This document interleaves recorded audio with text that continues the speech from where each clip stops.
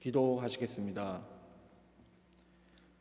사랑과 은혜 하나님 아버지 감사드립니다.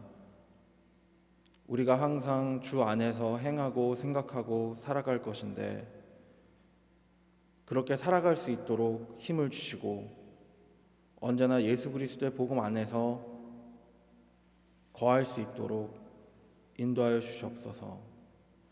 주님의 말씀이 적혀있는 주님의 마음에 담겨있는 이 성경 말씀을 읽고 생각함으로 주님과 더욱더 가까워지게 해주시고 또 깨닫게 해주시고 주 안에서 교회된 우리 한 명 한 명이 주의 일을 위해서 하나가 되게 인도하여 주시옵소서.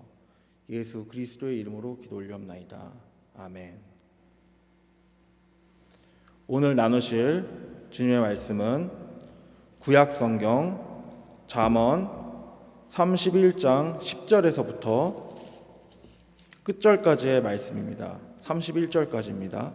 구약성경 잠언 31장 10절에서 끝절까지의 말씀입니다.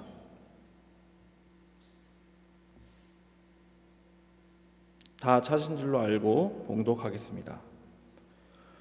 누가 현숙한 여인을 찾아 얻겠느냐? 그의 값은 진주보다 더하니라.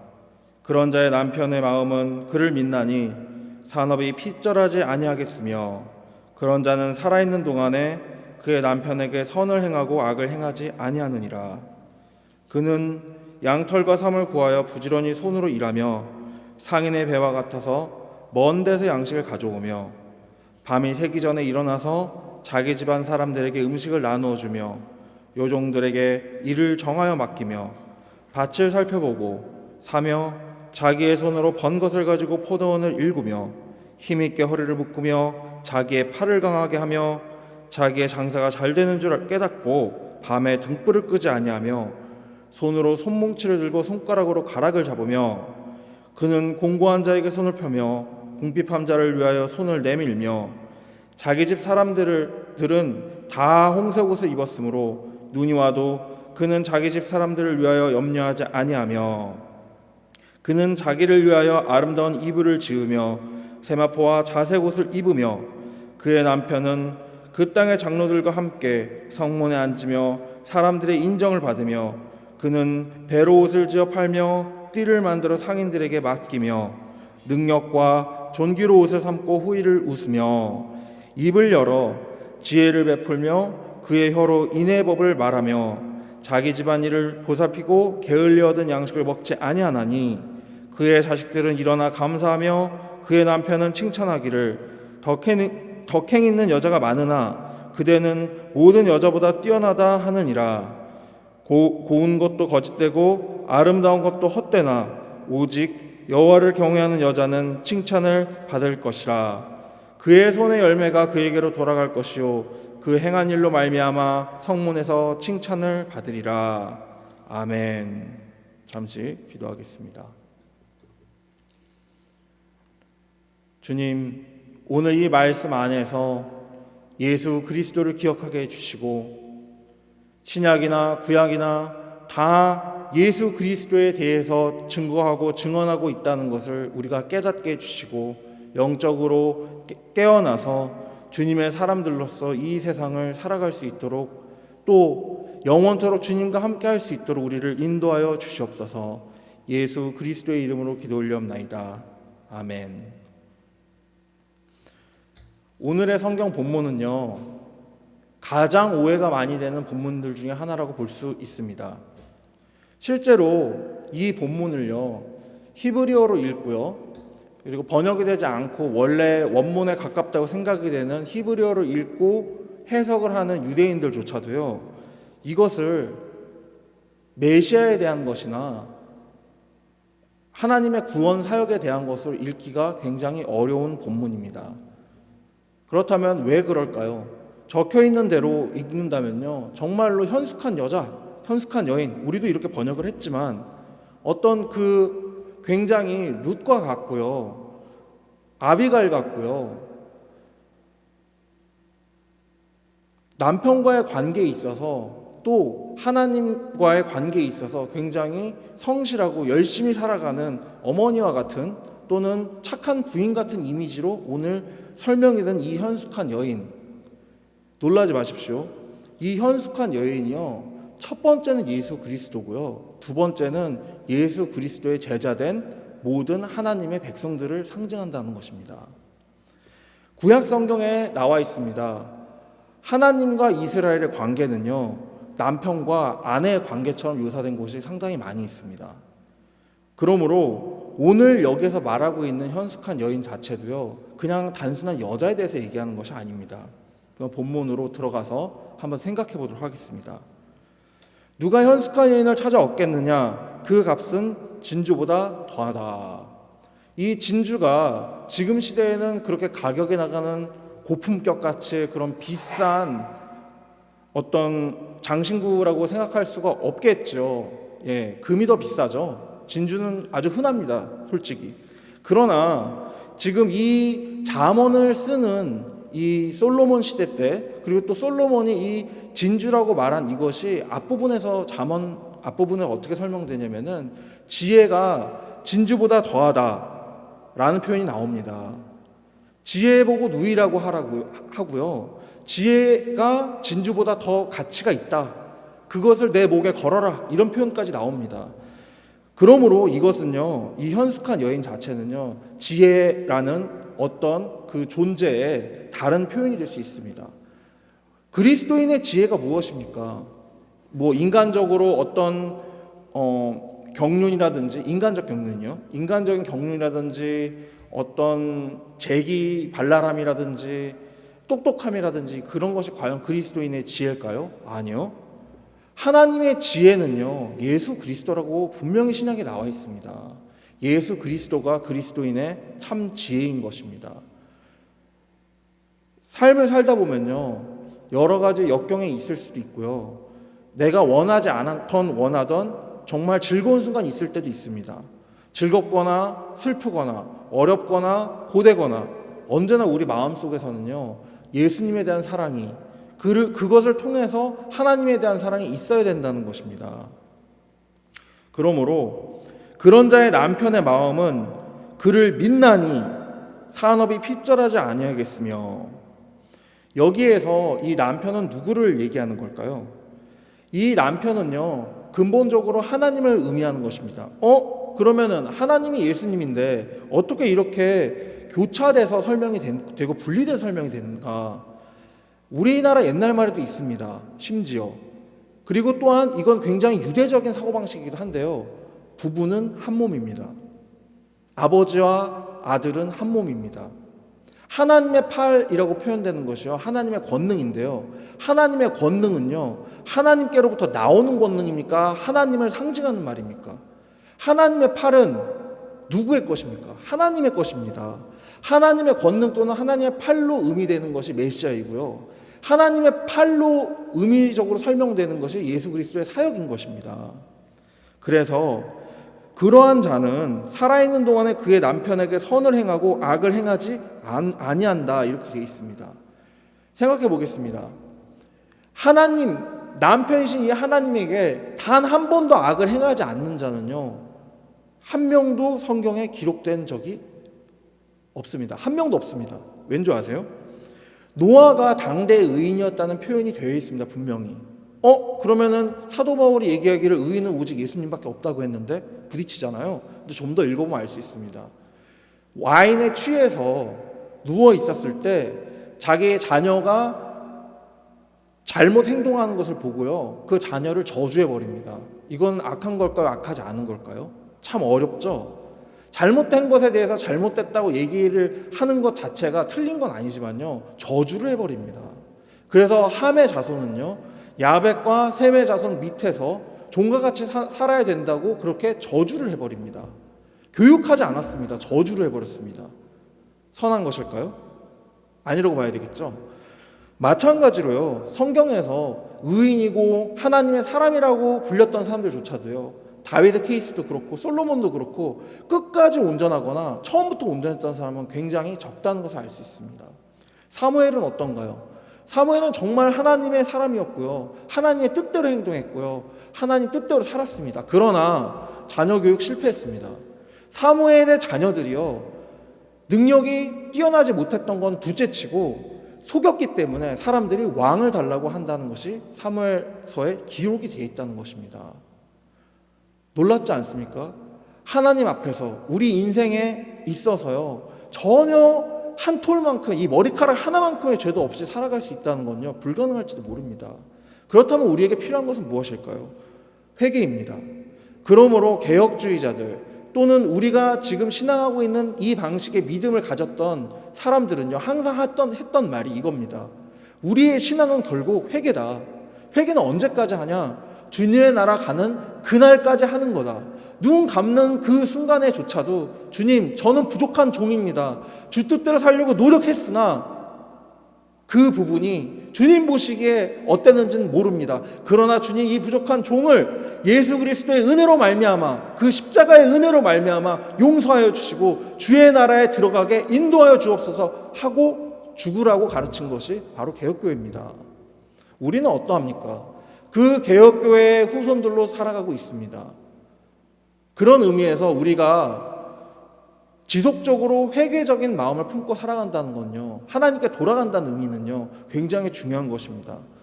그것이 죄가 무엇일까요? 라는 것에서부터 출발하겠죠. 죄가 무엇입니까? 하나님 뜻대로 하지 않는 것이 죄입니다. 하나님의 뜻이 무엇입니까? 그가 보내신 자 곧 예수 그리스도를 정말로 사랑하고 주님으로 여기면서 사는 것입니다. 그러면 여기서 출발하는 것이 있습니다. 나의 윤리적인 모자람이나 내 성질을 죽이지 못하는 것이나 문제가 되겠지만, 더 큰 문제는요, 예수 그리스도의 복음을 전하지 않는 게 굉장히 큰 죄라는 것입니다. 내가 지금 목회자도 아니고 신학자도 아니고 그냥 교회에 출석하는 한 명의 교인으로서 내가 무슨 복음을 전한단 말인가? 절대 아닙니다. 가족들과 함께 모였을 때 예수님에 대해서 나누고요, 내가 오늘 기도를 하고 잠들기 전에 성경을 본다든지 기도를 하고 연간 계획을 세울 때 올해는 하나님의 일 중에 어떤 걸 할까, 예수 그리스도의 이름을 드러내는 일 중 어떤 것이 내가 해야 되는 것일지 계획도 해보고 그걸 놓고 기도도 하고, 그것이 바로 주의 일이라는 것입니다. 그것이 바로 오늘 읽은 본문에서와 같이 열심히 일하는, 정말 주의 뜻을 위해서 예수님은 그 속죄사역을 위해서 십자가를 지기까지, 피 흘리고 목숨을 내놓기까지 열심히 하셨습니다. 뭐라고 하셨습니까? 예수님께서 각자 자기 십자가를 지고 따르라. 복 있는 사람은으로 시작하는 산상순을 기억해 봅니다. 마지막 절이 어떻게 되어 있습니까? 나의 이름을 위하여서 핍박이나 박해를 받는 그 자에게 정말로 복이 있다고 그 말씀이 종결된다는 걸 우리는 기억해야 된다는 겁니다. 양털과 삼을 구하여 부지런히 손으로 일하며, 유대적인 전통에서는요, 이런 것이 있습니다. 사람의 부지런함은요, 절대적으로 그것이 신앙심과 하나님을 사랑함과 예배와 관련된다는 겁니다. 생각해 보겠습니다. 주 6일 동안에 우리가 열심히 일하고요, 미리미리 준비하지 않으면요, 주 7일째 되는 날 하나님을 온전히 예배하고 하루를 비워야 되는데 그걸 할 수 있겠습니까? 물론 현대사회는 많은 것들이 변했죠. 정말 시간이 정해지지 않고 일하는 분들도 많이 있습니다. 그러나 그 시간들 속에서 하나님의 시간과 내가 하나님을 만나는 시간이 정말로 중요하고 최우선이 되지 아니하고서는요, 정말로 어쩌면 하나님을 사랑하는 것도 예수님을 사랑하는 것도 아닐 수 있다고 우리를 돌아봐야 된다는 겁니다. 왜냐하면 예수님을 시험했던 사탄이 이렇게 유혹한다는 걸 기억해야 됩니다. 모든 권위와 영광을 내가 너한테 줄 건데 이것은 나한테 넘겨준 것이니까 내가 원하는 자에게 내가 주겠다. 사탄이 이렇게 얘기합니다. 그러므로 내가 만일 나한테 절하면 다 너의 것이 되리라. 이렇게 유혹한다는 겁니다. 그랬더니 예수님이 이렇게 말씀하십니다. 기록된 바 주 너의 하나님께 경배하고 다만 그를 섬기라 하였느니라. 이것이 어떻게 보면 정말로 신앙의 모범이고요, 이렇게 살아야 되는 것이 맞지만 참 그것이 잘 안 되는 것이 현실이라는 것입니다. 언제나 우리는요, 이걸 마음에 품어야 됩니다. 우리는 육체의 사람이 아니라 이제는 예수 그리스도의 사람으로서 영적인 것을 바라봐야 된다는 것입니다. 육체의 삶은 한정적입니다. 보이는 것은 잠깐이고 보이지 않는 것은 영원한 것이라는 사도 바울의 말을 기억할 필요가 있습니다. 그러므로 이렇게 열심히 일을 하는데 주의 일에 대해서 열심히 일을 한다는 것이겠죠. 31장 14절을 보시면 상인의 배와 같아서 먼 데서 양식을 가져오며, 이 말은요, 다시 말하자면 먼 데로 양식을 가져다 주며로 번역도 됩니다. 무슨 의미겠습니까? 복음을 전한다는 의미입니다. 밤이 새기 전에 일어나서 자기 집안 사람들에게 음식을 나누어주며 여종들에게 일을 정하여 맡기며, 예수님께서 제자들에게 하신 행동과 굉장히 비슷하죠. 또한 이 교회란 체제 안에서 가르치는 자들과 배우는 자들의 관계도 굉장히 이것과 비슷합니다. 생각해 보겠습니다. 하나님 아버지께서 일하시니, 정확하게는 이렇게 얘기하시죠. 아버지께서 일하시니 나도 일한다. 안식일날 병든 자들과 눈먼 자들을 고치시면서 하셨던 말씀입니다. 복음에 대해서 그럼 우리는 생각해 보겠습니다. 아버지께서 일하시니 나도 일한다고 하셨던 예수님처럼 우리가 삶의 현장에서 그 환경이 어떠하고 문제가 어떠하든지 간에 어떻게 하면 예수님을 전할 수 있을까 고민하고 있습니까? 어떻게 하면 예수님을 나타낼 수 있을까 기도하고 있습니까? 그 기도를 하지 않고요, 고민을 하지 않는 것으로부터 우리는 회개하여서 주님께 다시 또 나아가야 된다는 겁니다. 밭을 살펴보고 사며 자기 손으로 번 것을 가지고 포도원을 일구며 힘있게 허리를 묶으며 자기의 팔을 강하게 하며, 이 힘있게 허리를 묶고요 자기의 팔을 강하게 한다는 표현이요 굉장히 특이한 표현입니다. 힘있게 허리를 묶는다는 건요 하나님께서 보통 선지자들에게 요구하시는 것입니다. 신기하지 않나요? 여인에게 힘있게 허리를 묶는다는 표현을 쓴다는 게.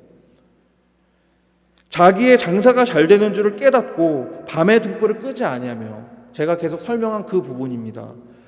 예수 그리스도의 복음은요 정말로 전해지는 것이고요 우리 삶 속에 살아있는 것이 되어야 됩니다. 우리에게 기쁨이 없잖아요. 왜 기쁨이 없다고 생각하는 줄 아세요? 기쁨이 내 거라고 생각하기 때문일지도 모릅니다. 생각해 보십시오. 정말로 박해받고 핍박받고 희망이 아예 없는 사람들에게 진정한 기쁨으로서의 예수 그리스도의 복음은 무엇일까요? 영원한 생명이고요 안식이고요 예수님 자체입니다. 아무것도 없고 계속 맞고 빼앗기고 그런 사람들에게요 예수 그리스도의 십자가 사역은요 하나의 희망입니다. 영원한 생명을 이미 보증받았기 때문인 것이죠. 어쩌면요 사람은요 너무나 무지해서 자기에게 고통이 있을 때 오히려 그 영원한 것을 바라보게 되는지도 모르겠습니다. 너무나 풍요의 시대에 우리는 살고 있고요 그 풍요의 시대라는 것 안에서 스스로 함몰되고 있는지도 모릅니다. 손으로 손뭉치를 들고 손가락으로 가락을 잡으며, 그는 공고한 자에게 손을 펴며 궁핍한 자를 위하여 손을 내밀며, 예수님께서 이렇게 행동하시지 않으셨습니까? 우리가 정말로 힘들 때가 있습니다. 정말로 기도를 하셔야 됩니다. 주님, 도대체 이거 어떻게 내 삶의 문제들을 해결해야 될지 모르겠습니다. 주님의 자녀인 제가 물질을 구하는 것이 아니라 주님과 더 가까워지고 주님을 예배하기 위해서 있어야 되는 것들을 주께서 원하시는 만큼 저에게 채워주시고 그것을 깨닫게 하시고 주님 뜻대로 걸어가고 살아가게 해달라고 간절히 기도해야 된다는 것입니다. 자기 집 사람들은 다 홍색옷을 입었으므로 눈이 와도 그는 자기 집 사람들을 위하여 염려하지 아니하며. 우리는 예수 그리스도의 피 뿌린 옷을 입은 성도들입니다. 또한 그 성도가 되어야 됩니다. 교회라는 것은요 하나의 연합체입니다. 예수 그리스도를 중심으로 한 그분이 머리이신 우리가 그분의 몸이 된다는 의미입니다. 이 현실 세상에 있어서요. 영적 의미로요. 그렇기 때문에 이 부분은요 정말 중요한 부분입니다. 우리가 정말 예수님을 사랑할까요? 정말 예수님에 대해서 얼마나 많은 시간을 할애해서 생각을 하고 있나요? 물론 너무나도 바쁜 현실을 살아가고 있기 때문에 일주일에 한 번 이렇게 예배를 드리는 것 자체가 크다라고 여길 수도 있습니다. 과연 그럴까요? 하나님은요 일요일에 하나님인가요? 월요일부터 토요일까지는 하나님의 날들이 아닌가요? 그것이 바뀌었다는 것입니다. 이제 우리는 오직 예수님 안에서 살고요 예수님으로 살고요 영적인 사람으로 살아가야 된다는 겁니다. 그는 자기를 위하여 아름다운 이불을 짓고 세마포와 자색 옷을 입으며. 여기서부터 좀 예수님이 보이시죠? 세마포는요, 회개할 때 입는 옷입니다. 자색 옷은요, 예수님께서 십자가를 지셨을 때 그때 희롱을 당할 때 입으셨던 옷을 상징할 수 있습니다. 그의 남편은 그 땅의 장로들과 함께 성문에 앉으며 사람들의 인정을 받으며. 이 성문과 그 땅이요, 이 땅에 있는 것일까요? 영원한 생명이 이 땅에서 이루어지는 것일까요? 물론 이 땅에서 시작은 됩니다. 하지만 이루어지는 것은 저 하늘에 있다는 것을 명심해야 된다는 것입니다. 우리가 예수님 안에서 살면요, 그것이 기쁨입니다. 놀랍지 않습니까? 내가 하나도 기쁘지 않습니다. 너무 피곤합니다. 너무 짜증이 납니다. 그러나 우리의 기쁨은, 우리의 사랑은 주님의 것이고요, 예수 그리스도의 것이라는 겁니다. 우리의 평화가 무엇입니까? 예수 그리스도의 것입니다.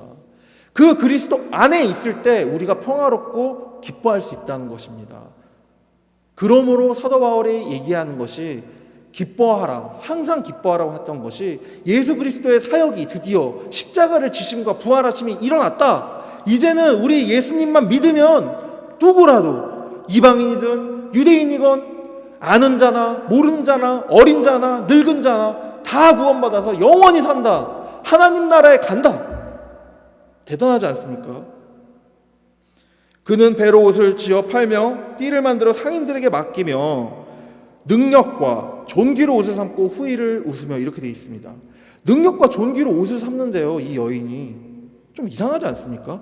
능력과 존귀로 옷을 삼는 거에 대한 성경 표현은요, 시편에도 나오는데 어떻게 되어 있냐면요,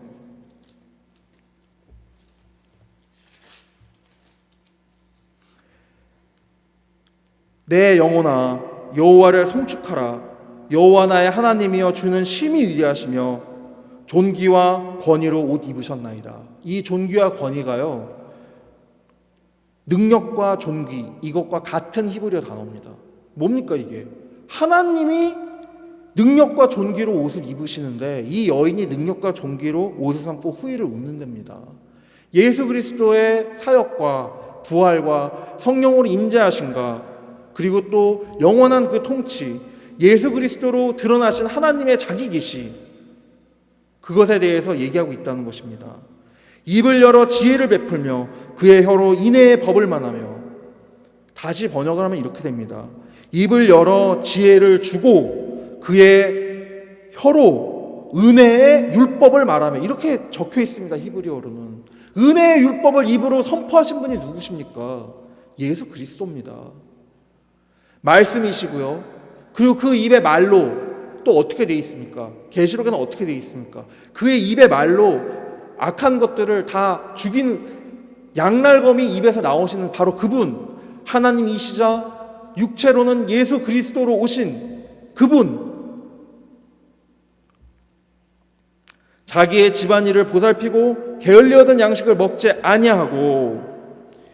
예수님의 영원한 생명, 예수님의 부활이요, 쉽게 얻어진 것입니까? 그 십자가를 한번 생각해 보십시오. 우리가 영화상에서도 많이 보아왔고 우리가 상상해 볼 수 있는데 굉장히 고통스러운 죽음입니다. 절대로 게으른 방식으로 하지 않았고요. 또 사역을 하실 때 예수님과 제자들이 먹을 시간이 없어서라는 표현도 나오고요. 잘 시간이 있었을까요? 여기저기서 사람들이 몰려오는데. 그렇게 주님을 우리의 삶 속에서 사랑할 수 있고 행동할 수 있다면, 사랑하는 것을요, 진짜로 그 시대에 주님의 제자들과 같은 방식으로요, 우리는 살고 있다고 우리를 이야기할 수 있을 것입니다. 하루하루를 살더라도요, 그 하루 안에 예수님과 하나님의 일이 들어있어야 된다는 겁니다. 잘 못하겠다면 그것을 어디서부터 시작해야 되는지 기도하셔야 된다는 겁니다. 그냥 하나님 아버지 감사합니다, 이게 아니라 진짜 감사한 게 뭔지 아십니까? 행동하는 것입니다. 아이들을 보면 알 수 있습니다. 저는 자식이 없지만 아이들이 보는 행동, 또는 저를 반면교사 삼아서 생각해 볼 수 있습니다. 정말로 부모에게 감사한 걸 표현하는 건요, 액션이 있어야 됩니다. 단순히 감사합니다, 고맙습니다 말은 할 수 있습니다. 그러나 정말로 그 부모가 원하는 것이 무엇인지에 대해서 순종하고 행동할 수 있다는 것이 진짜 감사하는 걸 표현한다는 것입니다. 하나님 아버지에게 대해서 예수 그리스도로 오셨던 그분에 대해서 우리가 그 감사함을 가지고 살아야 된다는 겁니다. 그의 자식들은 일어나 감사하고요, 그의 남편은 칭찬합니다. 근데 여기서 칭찬한다는 이 표현이요, 심지어 할렐루야의 그 할렐입니다. 아니, 칭송한다고 되어 있습니다. 칭찬의 수준이 아닙니다.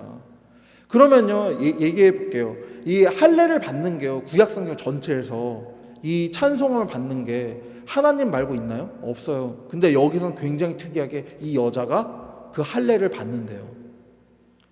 덕행 있는 여자가 많으나 그대는 모든 여자보다 뛰어나다 하느니라. 고운 것도 거짓되고 아름다운 것도 헛되나 오직 여호와를 경외하는 여자는 칭찬, 또 할례, 칭송, 찬양을 받을 것이라.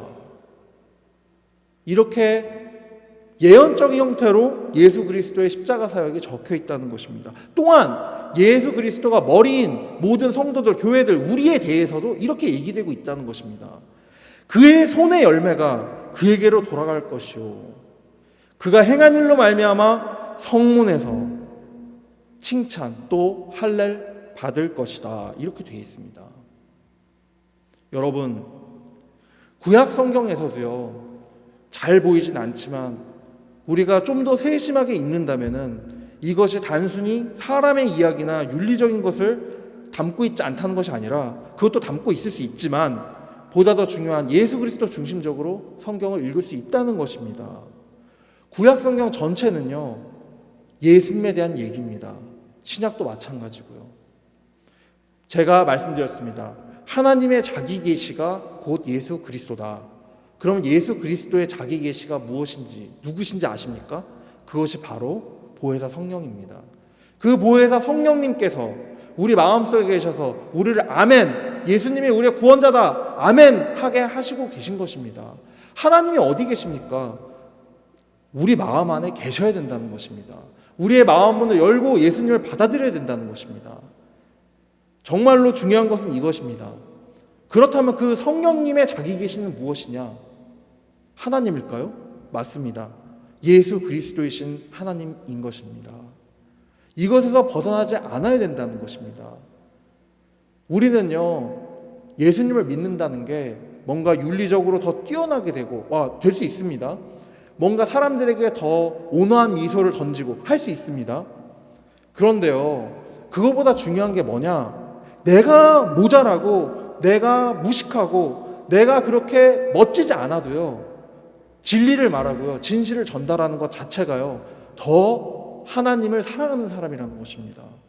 인간의 눈으로 보지 말고요, 하나님의 마음을 알아서요, 그 마음으로 세상을 바라봐야 된다는 것입니다. 어떻게 하면 그러면 우리가 하나님의 뜻대로 할 수 있을까요? 이것을 위해서 우리가 배우고 이렇게 예배도 드리고 하는데 가장 근본적인 것은 무엇일까요? 부지런함입니다. 오늘 이 잠언이 얘기하고 있는 것은 부지런함입니다. 이 현숙한 여인의 자세는 어떻습니까? 부지런함입니다. 사도 바울을 기억하십시오. 다윗을 기억하십시오. 모세를 기억하십시오.